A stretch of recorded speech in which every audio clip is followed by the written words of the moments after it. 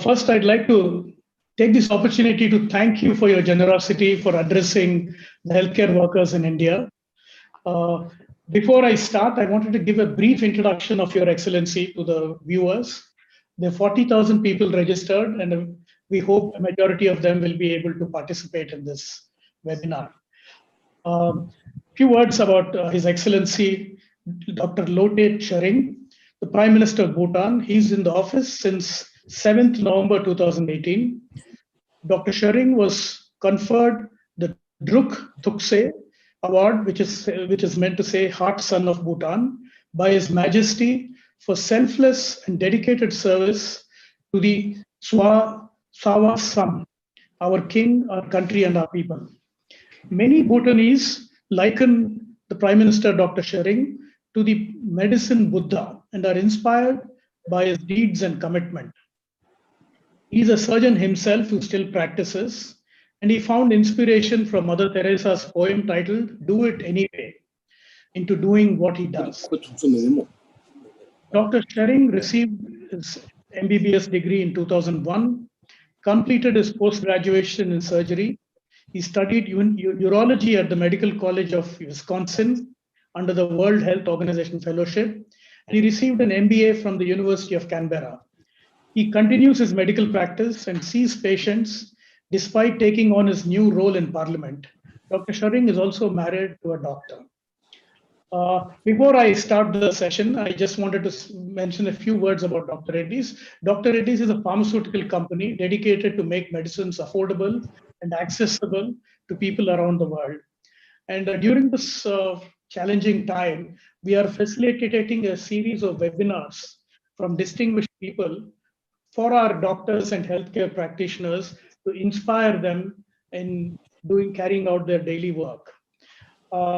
We are very happy to have you here today, not only because you're a doctor and you're a world leader, but also because of your diverse life experiences, serving people on the ground, as well as solving complex challenges for the well-being of your country. Personally, I am a big admirer of your country. I heard many things. I visited Bhutan twice. I'm very inspired by the concept of cross-national happiness. You spoke about three elements of this: compassion, empathy, and respect for nature. And you also said how you connected this into how this is connected in Bhutan to the people by giving them free education, free healthcare, and also taking care of all their needs. Bhutan is a small country and with limited resources, but its people carry themselves with great dignity and great sense of destiny of where they're going. So I'd like you to start with a message to the people of India as well as to the doctors about how a pandemic like this focuses on the very essentials of human beings, of how we live our lives. Maybe we can start there and then go towards more specific messages to the healthcare community. Let's see. Over to you.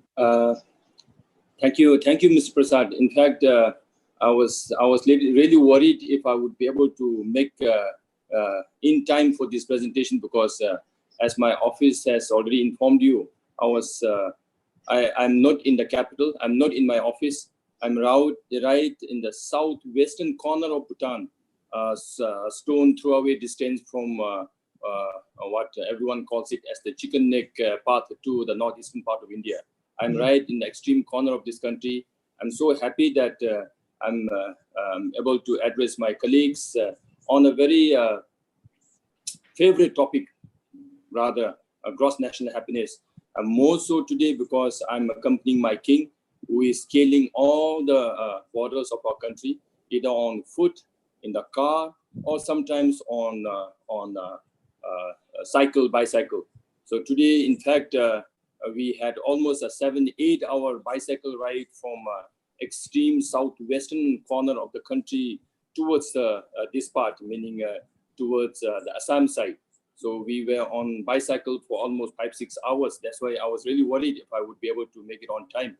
And as you can see, I'm already sweating here. So I'm very happy that I could make it on time, and I'm happy that I'm able to at least share my thoughts on COVID-19 as well as what we are doing and how principles of philosophy of gross national happiness is helping us a lot. So thank you very much for organizing this gathering actually. And I think we have a question and answer session, which I personally like it because then I would be able to tell my colleagues what they want to hear rather than a lecture where I land up telling what I want to tell them, which I personally don't like. Anyway, on COVID-19 front, as you all may know, that Bhutan, we have 11 cases detected, but they're all 100% imported. We still do not have any evidence of community transmission. And we have picked up all the cases other than the first one from our quarantine facilities. The first one was American visitor, a tourist, and then he gave us a surprise, and then our system was in action. And ever since that day, that was 5th of March, and ever since that day, we had put all our efforts in place, and we had started our formal facility quarantine, all supported by the government, and for 3 weeks. So that's why all the last 10 cases were picked up from our quarantine facilities. And until now, as I said, we do not have any evidence of local transmission.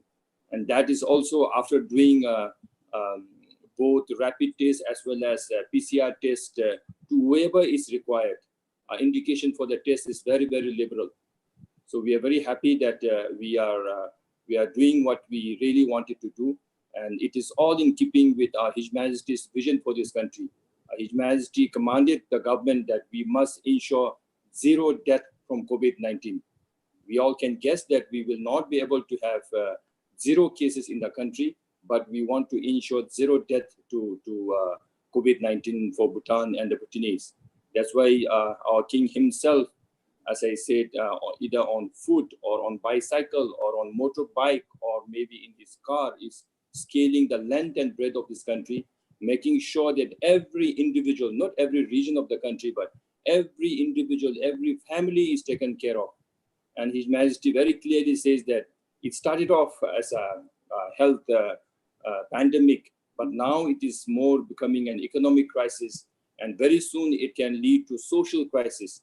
As we all know, as people go hungry, as businesses are shut down, you know, at one point in time, people will immediately, they will not be worried about COVID-19. They'll be worried about their food, their economy, their income. So His Majesty is already worried about the pandemic leading to economic crisis, which will ultimately go on to be a social crisis. So we are on a war footing kind of scenario, and so far so good. Thanks to His Majesty the King. Excellent, and I'd like to congratulate you to having handled the situation so well so far.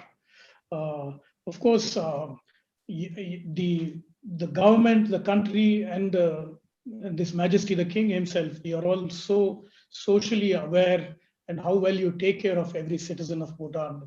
I've experienced this, and I really like to congratulate all of you on that. As you have shut down your borders, and Bhutan as a country depends a lot on tourism and, of course, energy as the major sources of income. How do you see the future playing out when you have no arrivals, at least for some time, into the country? Is the country prepared, and are you prepared? And yeah, Mr. Prasad, as you all know, this is not just Bhutan, but the whole supply chain is disrupted globally. So Bhutan cannot say that we are not affected that way. I think every country, every business, every individual is affected. But for now, we would like to take COVID-19 as priority and make sure that that the people of Bhutan do not suffer from the disease. We may get the disease, but we want to ensure that they are clean out of it. Then as we go on fighting COVID-19, we are also aware of the economic crisis that is already happening.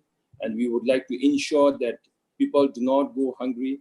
We'd like to ensure that the businesses are at least going on to some extent. Since we have no local transmission, as you all know, Bhutan, of course, is easy to handle because we are a small country. We are just a little short of 1 million population.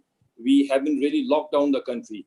We have requested the people not to make unnecessary travels, to avoid non-essential gatherings. So we are still very comfortable with it as of now. Of course, for almost more than a month, our institutions and schools are closed because should there be a community transmission, then you know the scale of its outbreak. So preempting that, we have closed down all the major institutions. But businesses are not business as usual, but they are allowed to operate. Since the whole global chain network itself is down, it's very difficult because the import-export system is not working. As you have reminded me, we depend a lot, especially on food essentials imported from Bhutan. And on this regard, I would like to put to note that we are very grateful to Government of India for allowing uninterrupted supply of essentials that we have been importing from India. So that I had a telephone conversation with Prime Minister Modi ji, and he was also very open and gave us unconditional support for that. So I'm grateful for that. So thank you for your acknowledgement. Thank you again. I would like to shift gears a little. When anybody talks about Bhutan, there's a vision of gross national happiness, the priorities for the country, the priorities for the leadership of the country. And we live in a different world. We are driven very much by materialism, pursuit of economic growth all the time, to an extent that it's almost hurting the environment across the world. I mean, capitalism has not really worked effectively in taking care of the other aspects of human nature. Is there anything you want to tell us as businessmen, as countries, on how we balance things from growth versus being true to your human nature? True. I mean, see, as I told you, I'm a surgeon. I'm a scientist. I would like to be very practical. I'm not too philosophical on this, and I wouldn't like to spend much time on the gross national happiness. You know what I mean? Yes. Gross national happiness is not about how happy you are. Gross national happiness is about how far can you put yourself in the shoes of the other person? Try to wear the shoes the other person is wearing and see how comfortable it is. Or rather, you should be practical. Gross national happiness is nothing but leading by example. Gross national happiness is not just a topic for lectures. So gross national happiness, as you all know, it started off from our fourth king. Now it's being practiced very, very actively by our present king. And as you all can see, the poorest man in the country is our king. He doesn't own anything. He would like to lead by an example. On the coronation day, when he took the golden throne, our king said, I will not spend a single day as your king. I will serve you like your son. I will be like your parent, and I'll be like your guardian. I will work for you all, for this country, as long as I'm alive, he said. So he's living by this example, and that is nothing but gross national happiness. And there cannot be one size fit all when it comes to gross national happiness.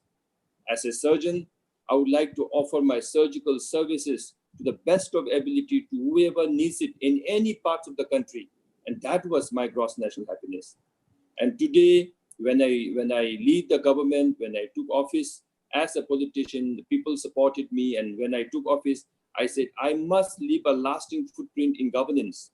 That is not about talking about myself or my party, but about the country.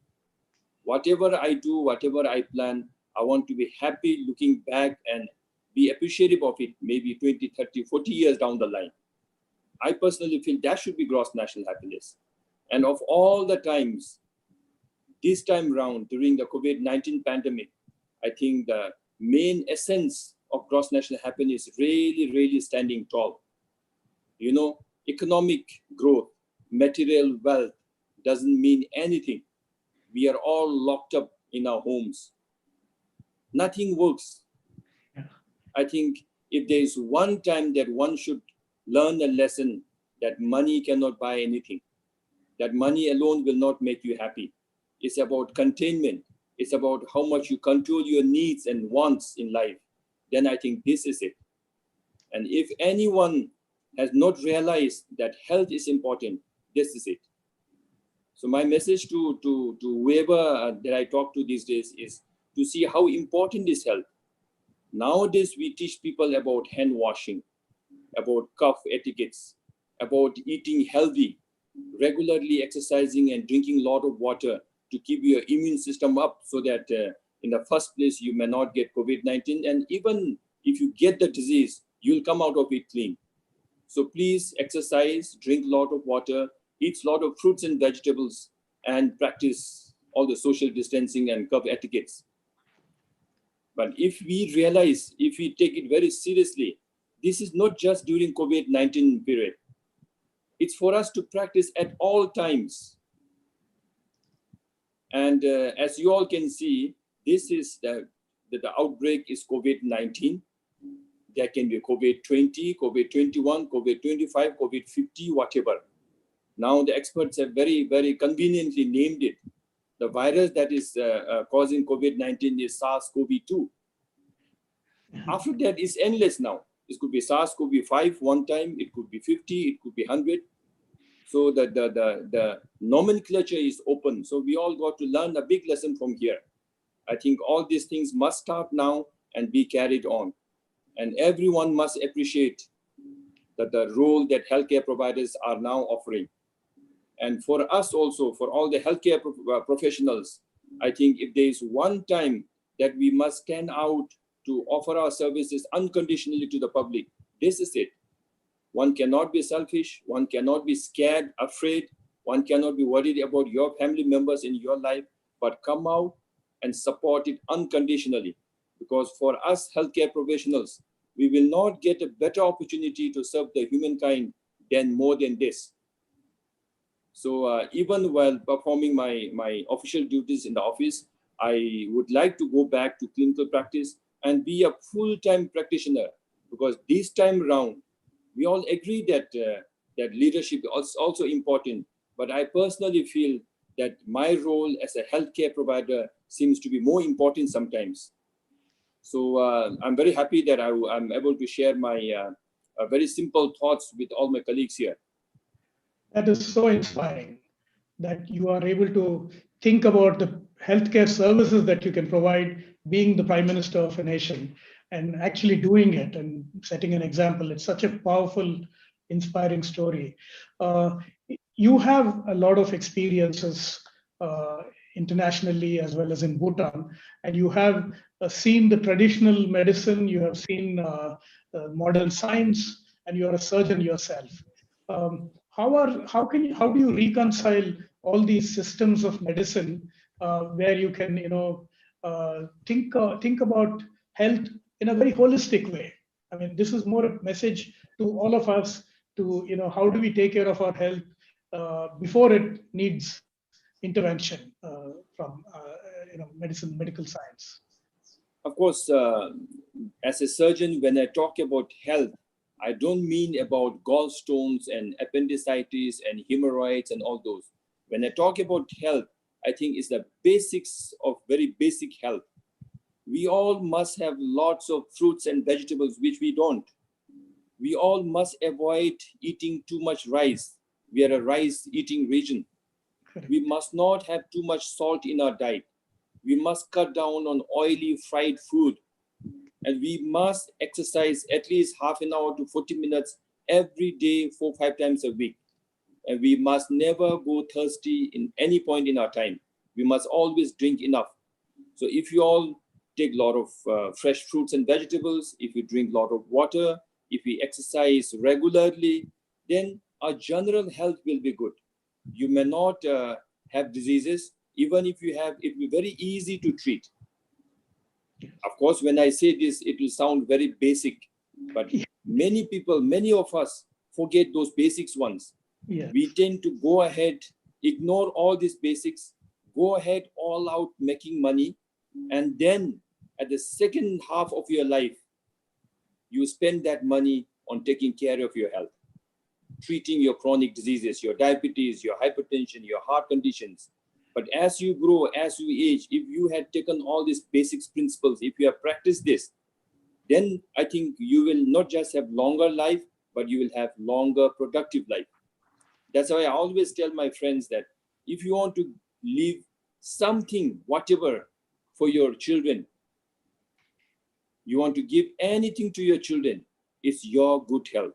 Not about buildings and cars and whatever. It's not about property.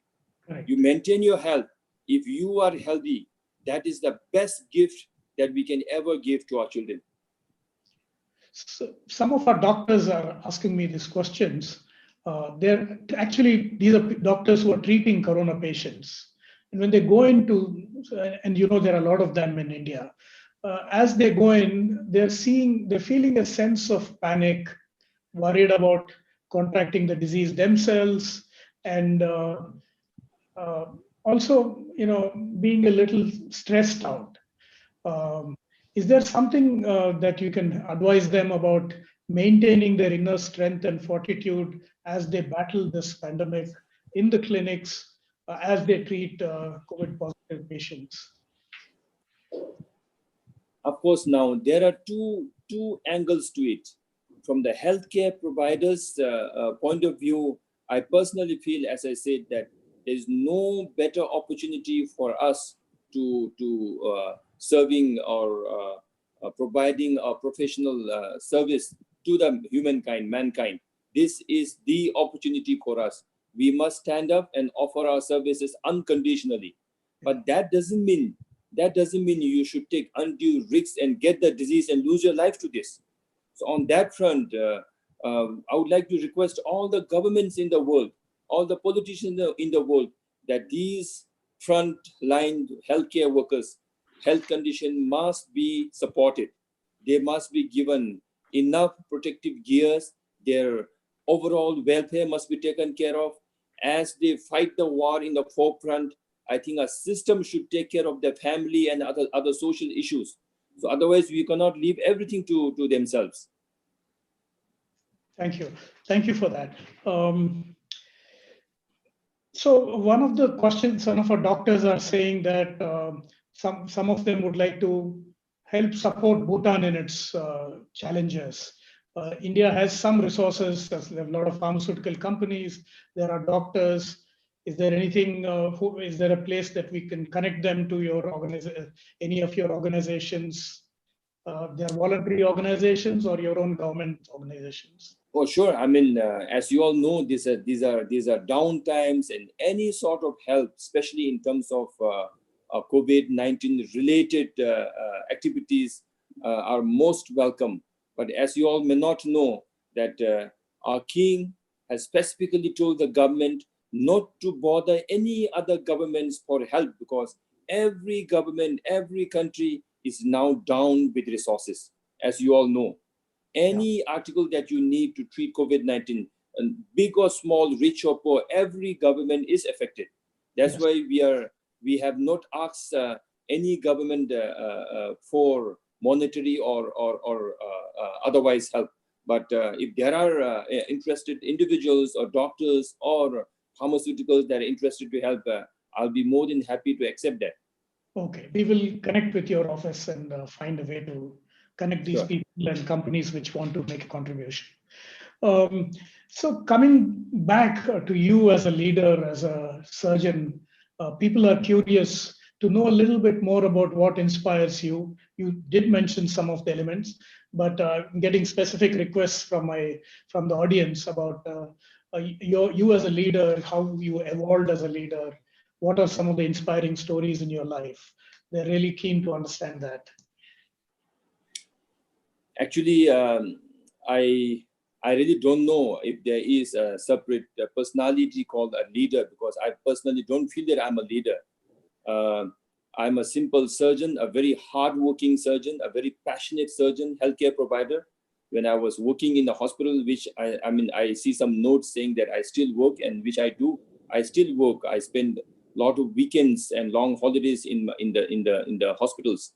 While I was working there as a general surgeon, I always thought that treating the disease alone is not enough, because when the patients come to us, they just don't come to us with the disease. They come to us with a whole lot of expectations. So while I sit down and take care of my patients, their diseases, their surgical problems, whatever, there are lots of problems that a surgeon cannot solve. Yes. As a surgeon, as you all can guess, I worked very hard with my surgical blade. But how much ever hard work I put in, I can treat a patient at a time. One patient at a time. One patient at a time only. Then I was thinking that maybe if I switch my gear a bit, instead of a surgical scalpel, if I can operate with a pen, maybe with the stroke of a pen, I might be able to treat the whole nation at a time. That is to say that I was really interested in framing a good healthcare policy for the country that will benefit the whole country. Yeah. Big, small, rich, poor, east, west, whatever you call it. And then I decided to take a short break from my active surgical profession and join politics. And I told Bhutanese people the same story. I said, look, I'm a doctor, I'm a surgeon, I will still be a surgeon and I will die as a surgeon. But for now, can I take a short break from my active surgical practice? Maybe short break using the surgical scalpel. If you allow me to use a pen, maybe I'll be able to straighten some policies, healthcare policies. Maybe it might benefit you. But as I told them, if you're happy with what you're getting, then supporting my party doesn't make any sense. If you want changes, if you're not happy with the way things are going, then I said, maybe, why don't you change your plan or whatever, So anyway, to cut the long story short, it's basically my love and passion for this medical profession that took me to politics. And as I told you, it's just a short break that I'm taking from my active surgical life. Yeah. That I will definitely go back and be a very happy surgeon. That is, again, the humility and the passion is really inspiring all of us. Can I ask you a specific question? After becoming the Prime Minister, what is the single biggest change you made with your pen to improve the healthcare system of Bhutan? Now that is a little difficult to answer because, as you rightly said in the introduction, that we took office at the end of 2018, yes. And then we had a year, and then my party took office for the first time. We never had the opportunity to govern, and then we needed to get the know-how, we needed to get the system in place, and as we were working towards that, and as we started functioning, then this COVID-19 came along, and then it derailed all our plans that we had planned. But that doesn't mean to say that we have not done anything. We managed to put a lot of things in place. We managed to, if you are not aware, in mid of last year, we managed to make teachers the highest paid professional in the country. Now teachers are the highest paid civil servants in the country because if you don't straighten education, nothing will improve. So my first intention is to improve not just the quality, but overall status of the educational system. And then healthcare providers. So in the first go, we managed to give teachers and healthcare providers the maximum pay raise. And then now we are working, our healthcare policy and education policy was almost through. If the COVID-19 the pandemic had not brought us down, we would have by now had a revised health and education policy. Wonderful, wonderful. The third leg of your policy making in Bhutan is about respecting nature. You're one of the few countries, or you probably only country which is carbon positive, and you have a constitution which mandates that the minimum 60% of the land mass of the country will be left for forests. In a way, these forests help human beings a lot in terms of the inner peace, the stability of living in equilibrium with nature, as well as of course, climate change is going to impact anyone, even if you're not the cause of it. So is there somewhere we can, bring attention to the world and to the community at large about nature and the importance of balance and not development is not just buildings and roads and industries, but actually creating the right balance between nature, human beings, and all beings. So would you please give a message on this about how nature's role in our own species' long-term survival is intricately linked? Yeah, I mean, on climate change, again, we are a very, very small nation, just a dot in the dot on the world map. So, and I don't, as I told you, I don't mean to preach anyone on all these things that we do, but I personally feel that that is not a choice. I think we must be aware that climate change is hitting us hard, and as you all can guess, is hitting the poor sections of the world more harder. For us, I think our constitution is very clear, as you rightly said. We must maintain at least 60% of the country under forest cover, and currently we have about 72%. And out of 72%, more than 50% of that forest cover again is legally protected as wildlife sanctuaries and biological corridors for species that we want to sustain. So that way we are very comfortable, and we intend to maintain that. And as a part of gross national happiness principle, all the activities that we want to do, all policies that we want to institute must pass a small test called gross national happiness screening test. If our policies do not pass that test, we cannot implement. And that screening tool has very, very high threshold when it comes to protecting our environment. So on environment, I don't think we have any choice. If you want to live a better life, healthier life, if you want to coexist together for longer times, I think we all the leaders of the world must agree that this is real. If you do not follow this law, then maybe for short term, we might be able to gain, but in the longer run, we will definitely lose. You know, I, as a surgeon myself, I advise a lot of people on healthcare, primary healthcare. How important are those basics about exercise and what to do and do's and don'ts? You know, many people listen to us, some they don't listen to us. And people who don't listen to us, they almost always come back to us with incurable disease, with advanced cancers and diabetes and hypertension, with target organ damages. They always come back to us. I think this analogy stands true when it comes to environment. The scientists are telling us, the evidence are clear enough that the world is suffering. Our Mother Earth is suffering. If we all do not take care of our do's and don'ts on this Mother Earth will definitely suffer from an incurable disease. And we as human species cannot survive on this sickened, badly damaged Mother Earth. We must respect that. That's true, very true. So a lot of us running businesses, working in jobs, are driven by the need to achieve more in terms of our position in the companies or in size of the business. And in that process, we are on a treadmill of increasing expectations, running faster, but not going anywhere.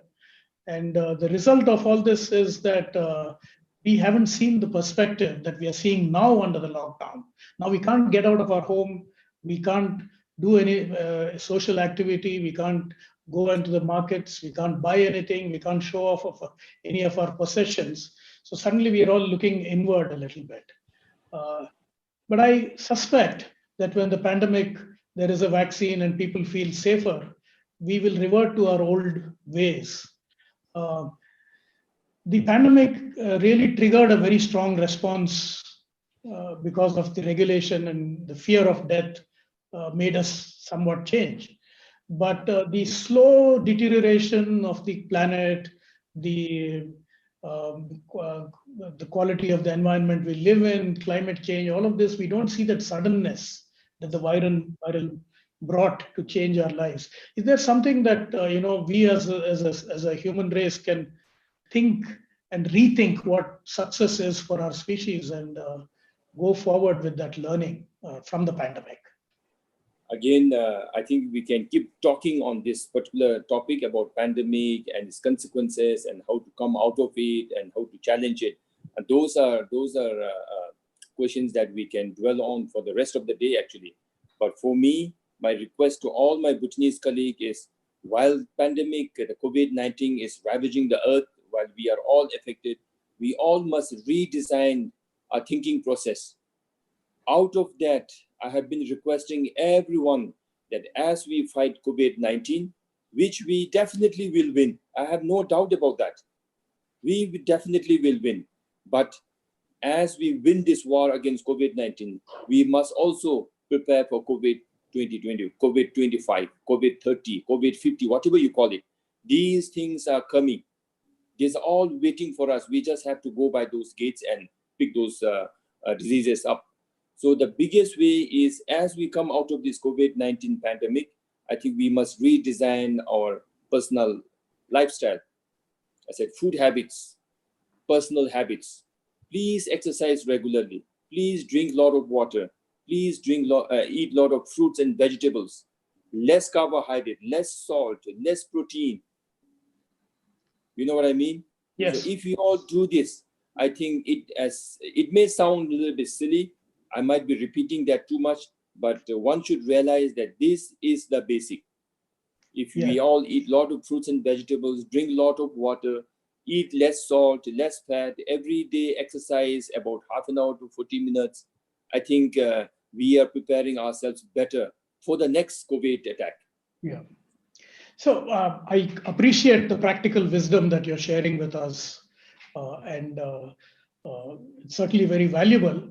But I think many people feel that in your country, there is a very strong connection with your past. And the religion, the way of life, the heritage that you have a role to in shaping the values of your citizens and your country. And some nations have done this well. Japan, for example, has modernized, but also has kept up its link with its past and heritage. So is there something about our heritage that we need to go back to really shape, like you said, redesign our thinking process so that we find greater peace and ease when we don't have the material success that we all are craving today? Yes, I mean, every country, every society, every region will have their do's and don'ts. In Bhutan, we are a deeply spiritual country.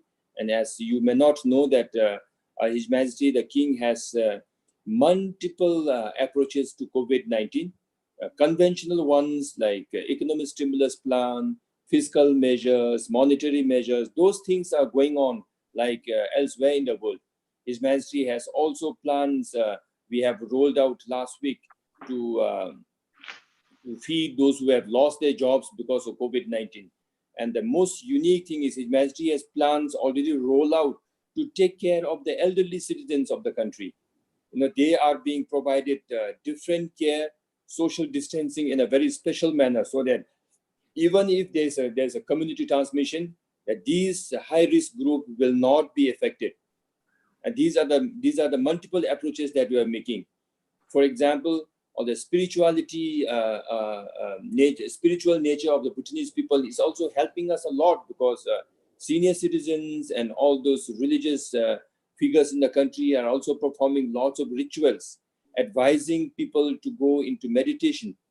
As you all know, we have 3 years meditation, 1 year meditation, 6 months meditation, where you really don't see the outside world. They're all indoors. Yes. I would say that is social distancing at its heights. You are literally locked up in one room for 3 years. So those things are also being practiced routinely at other times, but these times round, all the religious figures are now advising the senior citizens to basically stay indoors and do all the prayers that they're supposed to do over 5, 6, 7 months time, so that by the time they finish their rituals, COVID-19 would have left us and they can come out clean. So these are little things that we all can adopt ourselves, and it will be wrong to generalize all these practices. Yes, of course. Now, the participants are asking some specific questions, primarily medical practitioners. So I'm going to their questions. There's Dr. Rita Jain. She's a doctor. She's inspired by your move from being a surgeon to becoming a political leader. She's asking, what is your advice to a doctor who wants to join politics? This is Dr. Lotay Tshering. I don't think I can advise anyone to switch from medical profession to politics, or I don't have any specific advice to anyone who wants to join politics. As for me, I do not differentiate between a doctor's profession and a political profession. The saddest thing as of now, the saddest thing is everyone in the world link politics very negatively. That the word politics has a very negative connotation, which I really cannot accept this. Politics can be very wise, politics can be very dignified. It's wrong to say that politics is dirty. It's absolutely wrong to say that politicians are corrupt. Yes. You know what I mean? So Yes. that way, to wherever the question came from, I don't have any specific advice, but to listen to one's heart. Okay. If one feels that you can do a better job, if one feels that you can serve the mankind or your country in a better way as a politician, you must not worry or think about anything. Just join it. Excellent. Once you are there, yes, once you are there, please do not strategize to win. Just go out and tell public why you join politics. Genuinely, there are a lot of people now, they're tired of hearing routine political talks. Just give your heart out to them, and there are people who are interested to listen to that. And then after you get the support that you wanted, please deliver. Please deliver, because it's one thing that people say during campaign and election time, and then something totally different happens after the election's over. That hurts me a lot. So my request to future politicians is, please listen to your heart. If you're genuinely interested to deliver something by joining politics, do not hesitate. There are lots of things that we can do, because all the policy making, rule making, law making is in your hands, and you can actually do a lot of good for the country. But at the same time, if you're not passionate, if you're not serious about what you're saying, then you can do more harm or damage. But politics is not a place where you want to join and make money out of this. Politics is not a place where you want to show off your power. Politics is this is the place where you can really serve the nation. So I don't have any specific advice. I'm sorry about that. But that is very refreshing. Then that's good advice. Listen to your heart, deliver, serve, be passionate. These are things we don't hear from political leaders. So you did give us great advice for any profession, and even more so for politics. One of our doctors, Dr. Kirti Rao, is very impressed by the multiple roles you play. You're the Prime Minister, you're a surgeon, you're a husband, you're a father. And in all these roles, how are you able to balance your time and your mind space? This is the question from Dr. Kirti Rao. I mean, again, is my answer to Dr. Rao is not difficult at all. I think please listen to your heart. Simple. Be genuine. Don't try to make up anything, because the moment you try not to listen to your heart, or the moment you not be yourself, then you're in trouble, because then you have to keep pretending. The best thing is never pretend. Be absolutely sure of what you're saying and what you're doing. I think that would answer almost all the questions. And I'm not saying that I'm an expert in this, but I follow this in my own style. I always exercise at least 30-40 minutes to 1 hour. As I told you, I was on my cycle, butt-cracking cycle for almost 5 hours today. And I'm a vegetarian, so I live on almost a lot of green vegetables. I drink a lot of fluid. And then I give my heart out, be it to my family or to my profession as a surgeon, as a urologist, and now as the Prime Minister. I give my heart out. And I know that I do not belong to this office forever. It's just a term. It's term, it's fixed. I just have five years.